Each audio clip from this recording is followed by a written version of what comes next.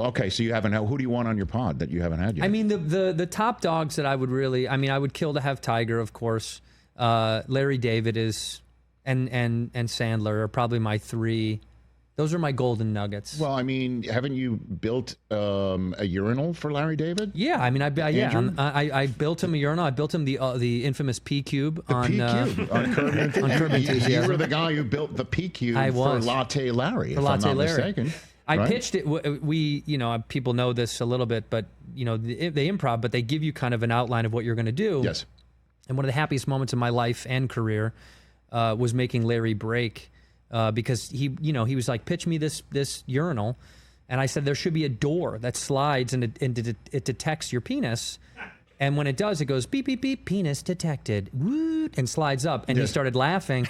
And then JB came in and was like, it's just going to recognize size. I was like, yes, it'll recognize your size. I mean, yours, they'll have to raise it up a little bit for you. Yeah. So it was great to make him, it was great to make Larry laugh like that. That did something to my soul. So they gave you just the general beats, if you will, that you are a urinal designer? Is that I was a contractor who was coming in to make a unique bathroom for Larry's needs. And then so they gave me kind of like the gist, and then I just ran with it, and then Larry let us play on the day, and I mean, I can die a happy man after doing that. Well, I mean, and did that lead to Dave? Because Jeff Schaefer was the director and writer. I was already doing Dave. You were already doing Dave. So Dave led to the Curb spot, pretty much. Partially, yeah, I think so. Okay. Jeff Schaefer, our good buddy Jeff Schaefer, who helped kind of coordinate and put that all together. I've texted him 3-4 times. I've said, let's get me and Larry to golf, and he hasn't responded. I think they went green, so I don't know what that means, but that means no. There's going to be no golf. Yeah. Okay. Yeah. Well, I get the message now. Finally, I get the message. Your favorite Dave scene that you were in that you ad-libbed in that one? What is that? I think one of my favorites that sticks out was the because it was kind of true to life was the neighbor whose dog continues to poop throw poop in my trash can. This was kind of like such a real thing for me. There's a guy whose dog pees on my front gate, and your actual literal front gate? It's pretty daily, and I'm thinking of a way to really hurt this man, and I'm drumming up. I don't mind the dog pees on the grass. Sure. Because the grass between the sidewalk and the street, everybody knows that's communal grass. That's not yours. It's communal grass. That's communal grass. Yeah. But he pees on the gate door. Which is not communal. No, that's not. That's mine. That's mine. Gate, so I have to get out there like an old man in flip-flops and basketball shorts and pour water on it every day. Oh. And so I'm plotting to kill this man, truly. And I've started to really... I'm following him now. I follow him. So I know where he lives. So this led to a Dave plot, is what you're saying? I think a lot of things were pulled from real life that we put into that show. Yes. And also, like, we had a conversation about, there was a scene where I'm asked if I have kids, and I lie, and I make up this whole thing that I do have kids to this guy because he feels like a father figure, and I don't have kids. And I have been put in that situation when someone's like, you have kids. And I'm like, oh, no. And they're like, no, you don't. And then a piece of me wants to just go, yeah, I have 7 kids. I have 7 or 8 kids spread all over the country. I do kind of want to inflate it. Sometimes it does.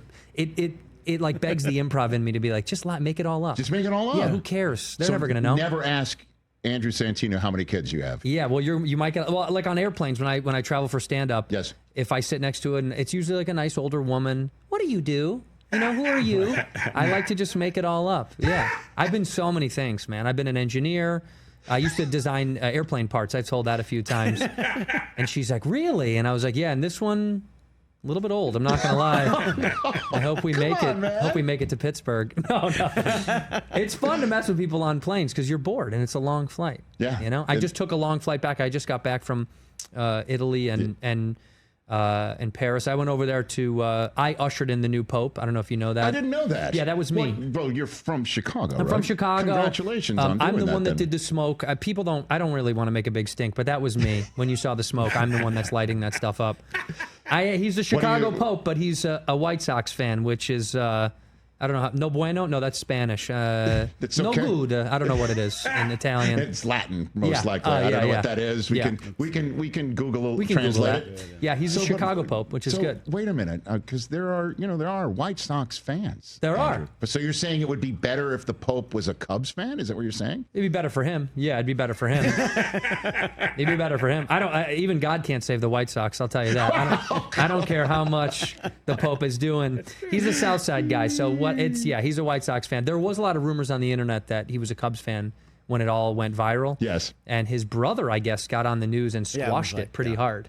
He's a South Side guy. He was like, nah. I think he was at the World Series. at the There's a World photo. Series. Game 1. Yeah. Yeah, game 1. Yeah. Yeah. So, well, I mean, God was at work then. Since then, we were talking about it with Ike Barinholtz last week. He's like the first Pope to have a take on Ozzie Guillen. You know what I mean? Like, wow. we're assuming, Pope John Paul or the previous popes didn't know Ozzie Guillen. Yeah, no. I imagine this Pope will invite the Big Hurt at some point to the Vatican. I'd love to see that.